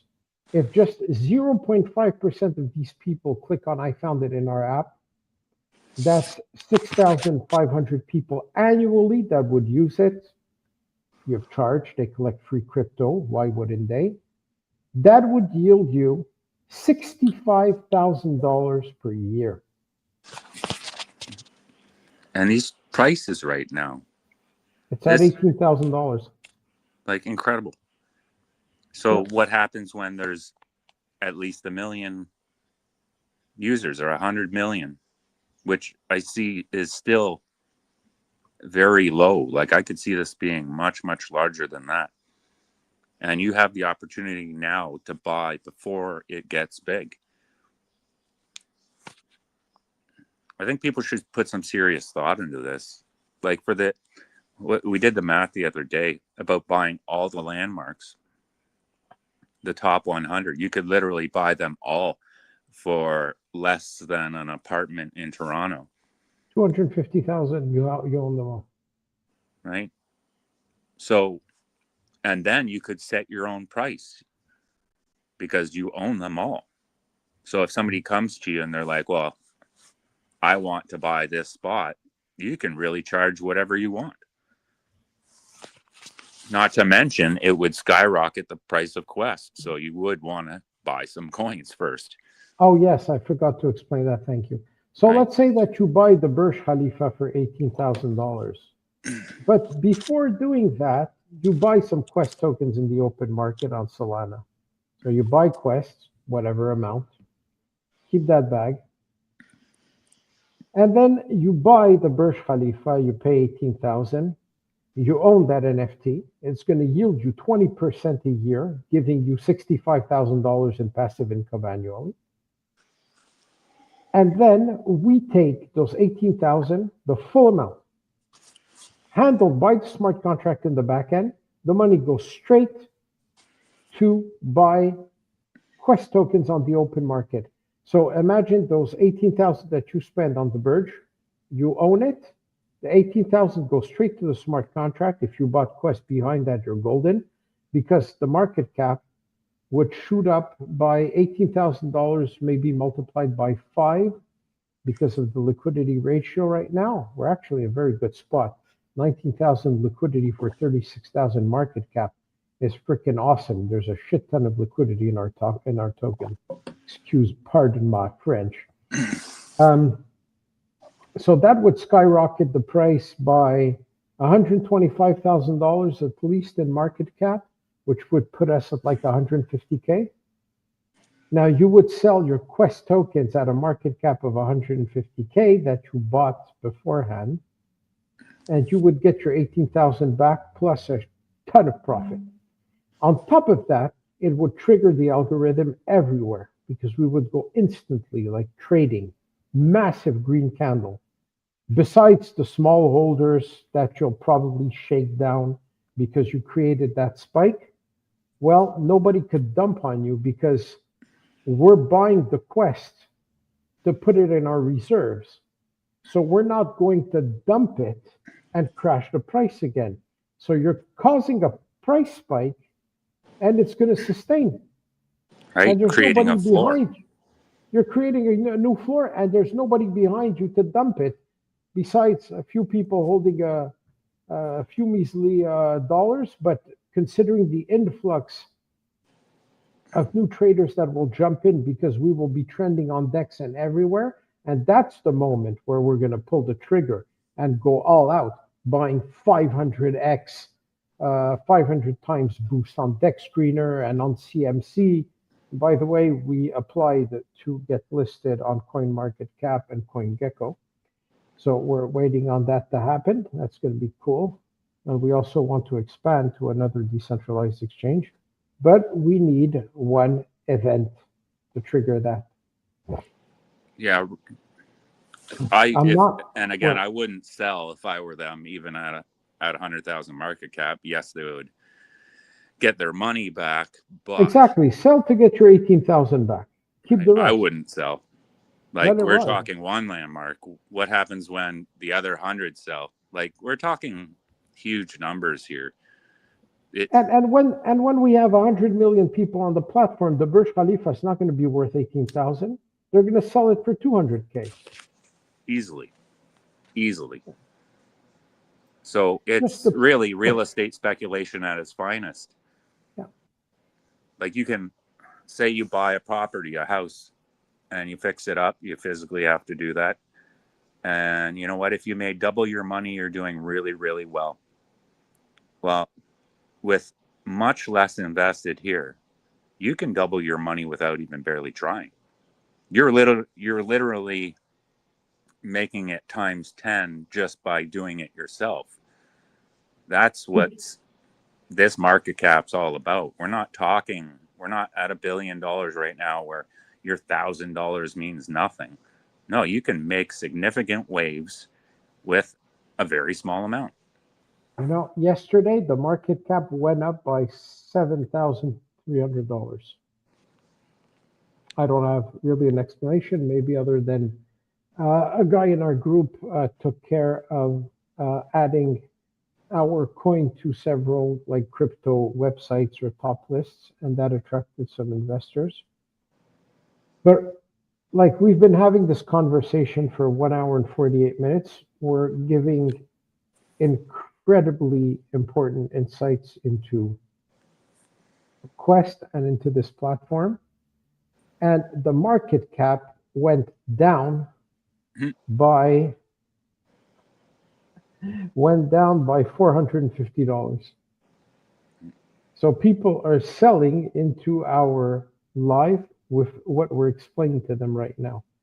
We must be like boring like hell. Well, maybe I have to start jumping around and going, let's fucking go. I don't know. Is that going to trigger anything?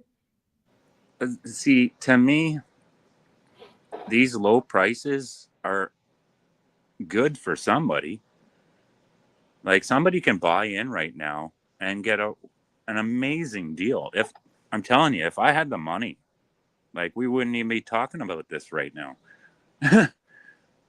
Well, look, Steve, at one point, I'm going to strike the corporate deal or something, and I'm going to be fed up of this, and I'm going to come and I'm going to pick up everything. Right? And I know that's coming. That's like coming. it's just around the corner. It can happen at any time. Yeah, because it's not going to take much for me to buy the whole supply.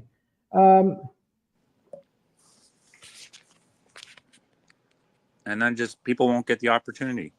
You know, all those people I've been trying to tell, my friends, I've got friends that are broke and they tell me they can't put $10 down because they can't afford it. And yet they drink, 15 beers in a day. Well, if you just took that $10 and put it down, you might lose a couple dollars, maybe, but I really doubt it. I see it going a lot higher. Like all That's you why need I'm to in. do, I can't afford to lose, and I don't see it being possible. you can take one cigarette less per day, just one cigarette less per day, and you're saving one pack in a month. And there you go, you have your $10. Right? And if you're in Canada, that's $18. You're kidding me? A pack of cigarettes is $18 now? Seriously. No way. Oh, yeah.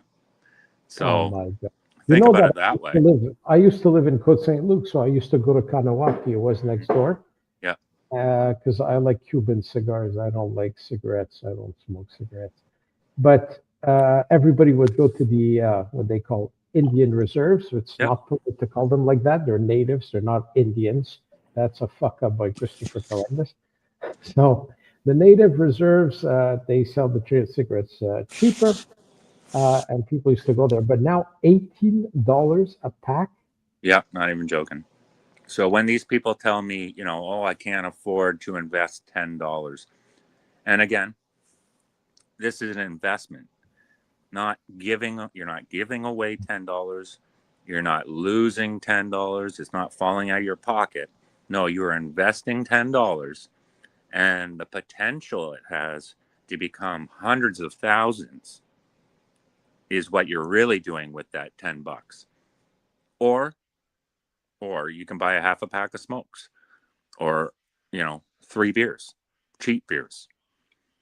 So don't tell me you don't have $10. That, I wish they wouldn't even lie to me like that, because I just find it really annoying. Offensive, huh? Yeah. Right? Could you believe that we have 2 people watching on Pump too? That's odd, because I So, thought there was more than that before we started. But let's just hope that people watch this video afterwards. It's the time zone thing. It's very confusing. You never really know who's going to be on and when.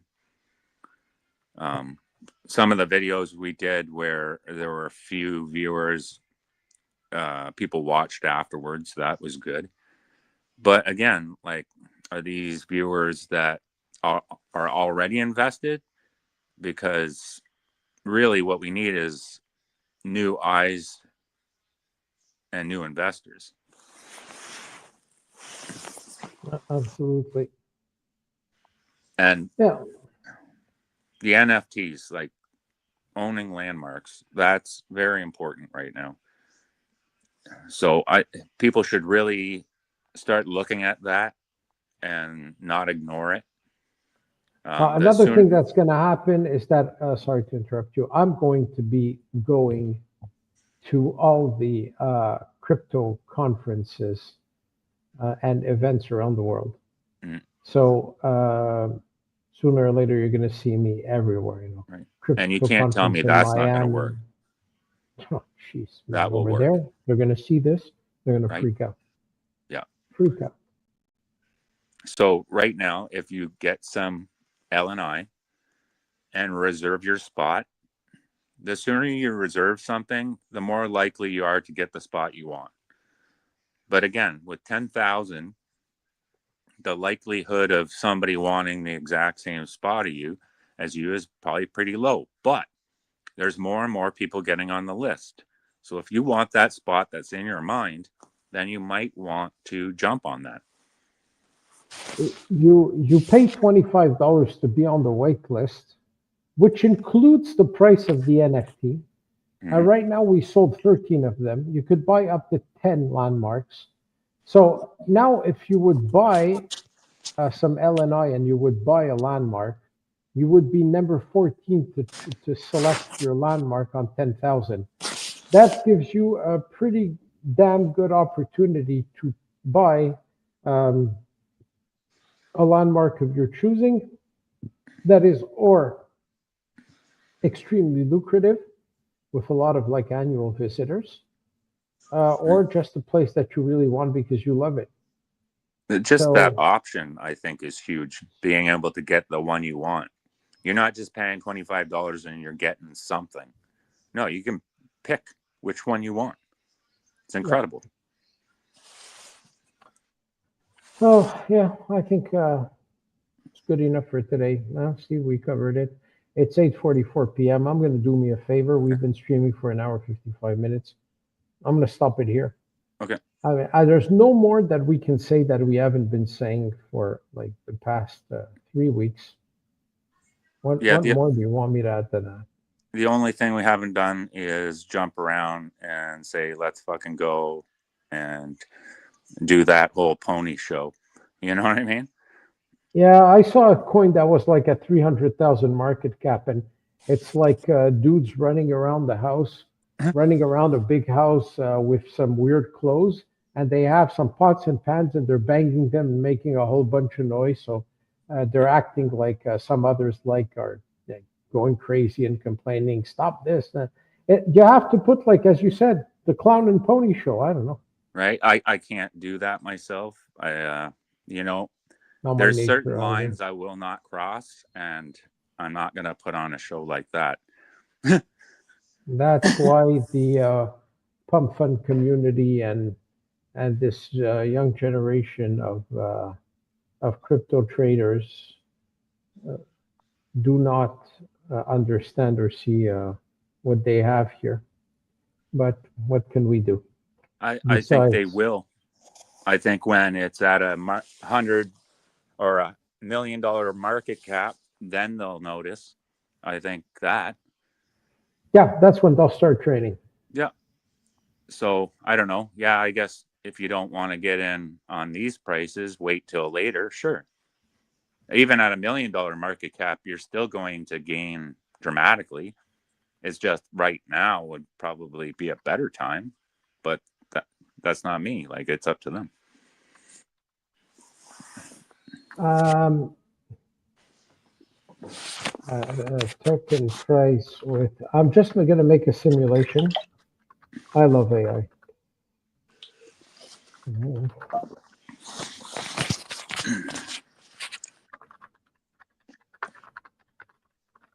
So easy to calculate, anyways.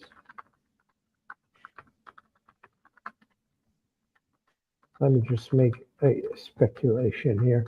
And this could fly off any moment. I mean, somebody's going to take notice and write about us. We're making a lot of noise. We're starting to get noticed. Somebody's going to write an article in Forbes or Financial Times or in a travel magazine, and it's going to take off. We're going to come back and say, I saw this at ground floor and Right? I didn't take it because it looked boring. Or I And I would sold have my made, $20 at a loss. yeah, exactly. You know, one of those Come on. lifelong regrets.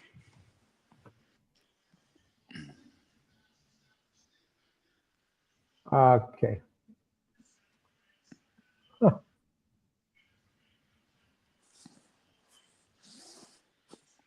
Wow.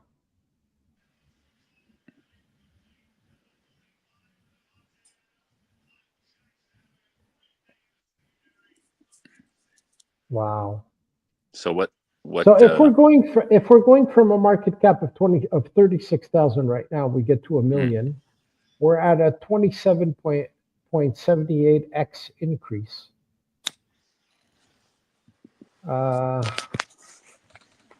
So very simple. go off of $100? Yeah, exactly. That's what I'm doing.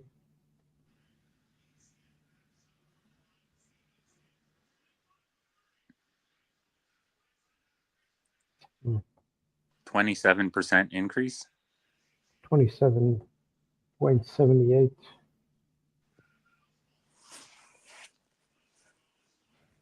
$2,778, but no. So $100, that's 27,778 tokens right now at 36,000 market cap. The same $100 when we're at a million market cap will only give you 1,000 tokens. So you would buy 1,000 tokens at a million market cap instead of 27,778 right now, which means that when we're at a billion market cap, your $100 are worth or $1 million or they're worth $100,000. Right. So that makes complete sense. So I would definitely wait. Right. Yeah. Wait till later and buy because you're going to buy it anyways. On a no-brainer, no risk, no rug pull, a platform that works 100%, fully tested and functional, used by millions of people around the world, because we do have millions of people in our database, believe it or not. I won't give the exact numbers. And everybody signed up for free. So we're going to start generating revenue by selling stuff on our platform as well. Skins, avatars, subscriptions, a whole bunch of stuff are coming. There's a very bright future here for anybody who can be a little patient. Yeah. So that's that. I'm done for today. All right. Thank you very much, Steve, for your time as usual. It's a real pleasure to have you here with me every day. Thank you guys for watching. Appreciate your time, all of you. So please hang in there. We are working our asses off, and please trust the fact, as I tried to explain and to emphasize, I have tremendous experience dealing with everybody in the crypto world. I'm 55 years old. I started this when crypto started. When I did the Metaverse Expo in Vegas in 2022, I met the guys launching the meme coins and making a fortune. I know people in the industry. Things have changed considerably. And if you come with me with marketing opportunities and you say, why don't you do that? It's better than nothing. No, trust me. Nothing is sometimes better than doing that, because if I throw money at something that's not going to work, the investors behind me that are financing these things are not going to keep it up. Now, you're only looking at it because you'd like to see a pump right now, and maybe somebody have to ban in the group, promoting shit again. Tired. Delete. Goodbye. I know that sometimes I sound like really harsh, but I have a tremendous amount of knowledge, and when I say that it's not the right place to invest, there's several reasons. It's not only my knowledge of the market. When you recommend, put a post with this guy, look at this guy, he looks legitimate. Why? Because he has 1.9 million followers. Trust me, even when he has 1.9 million followers, it doesn't mean he's legit. They're asking for outrageous prices for a post for accounts with millions of followers, and the results are very disappointing. We tried it. We tried it with Quests. And as I said, the most important thing, I cannot allocate money that is coming from investors to marketing plans that are going to fail, or that are only going to trigger a temporary green candle that will come back down because it attracted only speculators. So you guys have to understand that we want to do things the right way, but doing things the right way takes time. Throwing money at stuff, throwing money at marketing is not good enough. It has to be the right marketing. We have to address the right segment of the population.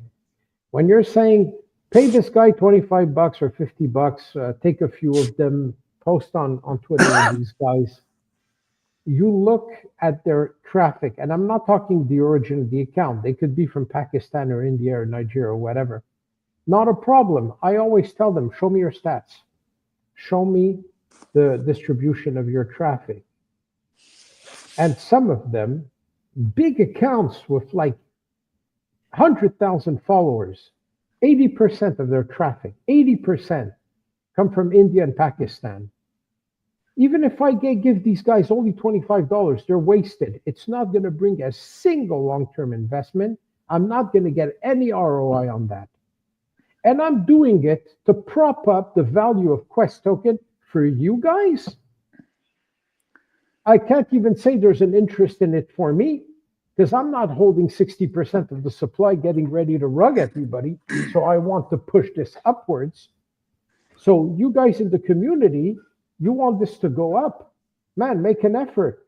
Frank proposed it in the group. He said, guys, whatever dollar you put in the marketing, I'll match it. Right. We have a Extremely generous. multi-signature wallet. Yeah, right there. Just make a contribution. Nobody can afford it. A couple of guys did. There's $89 in there. I think the best thing that people could do is make a YouTube video, link it to this account, and show people.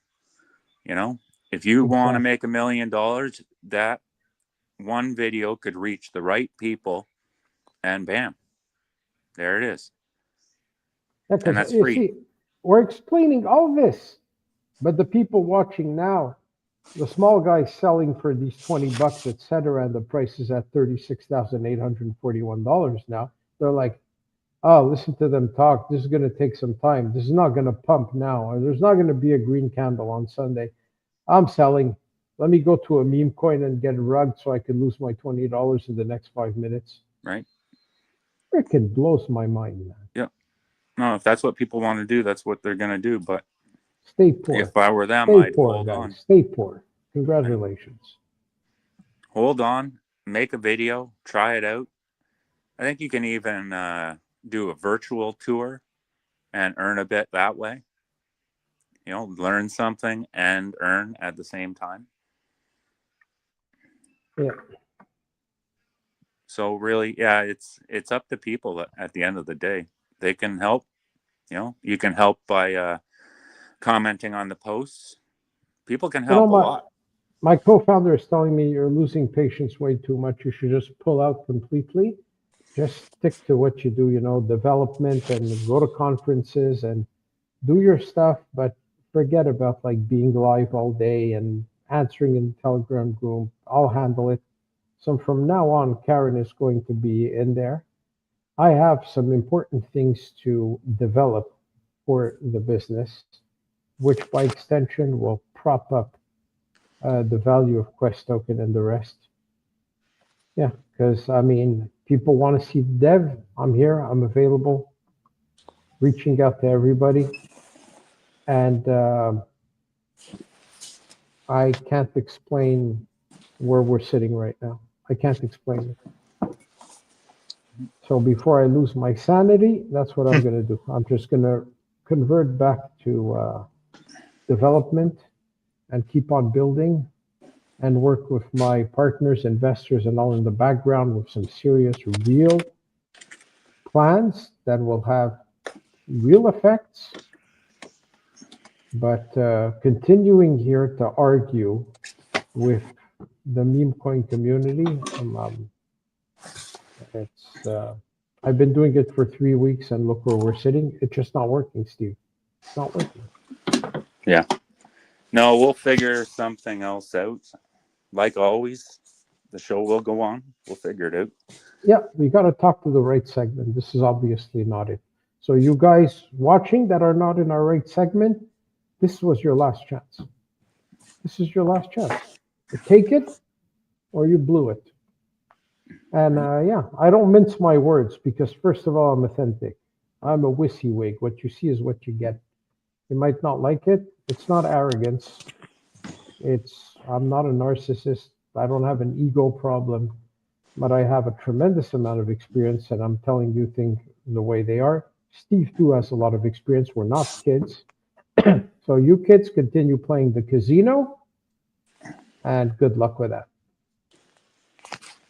And sorry if I offended you. I'm not sorry. Sorry, not sorry.